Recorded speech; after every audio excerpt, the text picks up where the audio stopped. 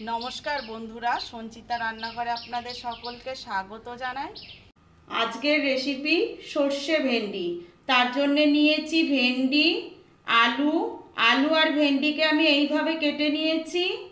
আর লাগছে সর্ষের তেল, হলুদ গুঁড়ো, নুন, চিনি, কালো জিরে, বাটা মশলার জন্য নিয়েছি কালো সর্ষে, সাদা সর্ষে, কাঁচা লঙ্কা। প্রথমে আমি মশলাগুলো বেটে নেব।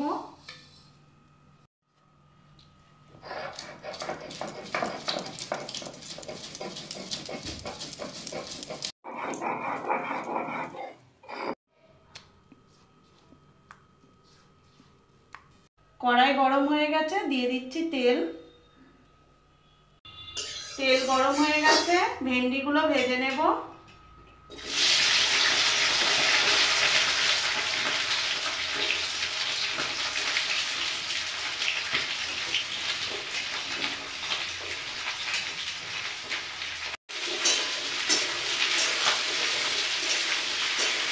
ভেন্ডি লাল করে ভেজে নেব।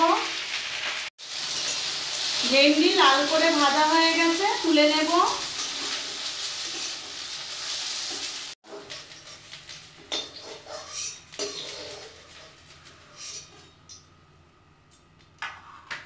কড়াইয়ে আবারও তেল দিয়ে নিয়েছি। এবার দিয়ে দিচ্ছি কালো জিরে, দিয়ে দিচ্ছি কেটে রাখা আলু।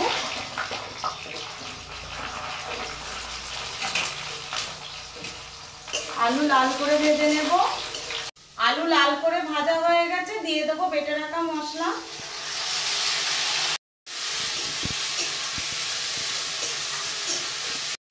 দিয়ে দিচ্ছি স্বাদ মতো নুন, দিয়ে দিচ্ছি হাফ চামচ হলুদ গুঁড়ো।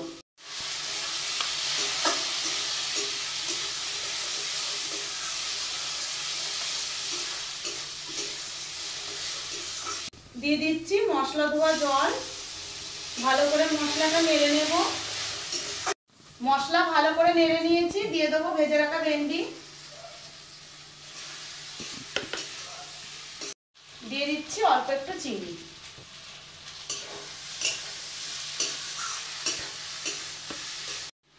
সব উপকরণ ভালোভাবে নেড়ে নিয়েছি। এবার দিয়ে দেবো পরিমাণ মতো জল।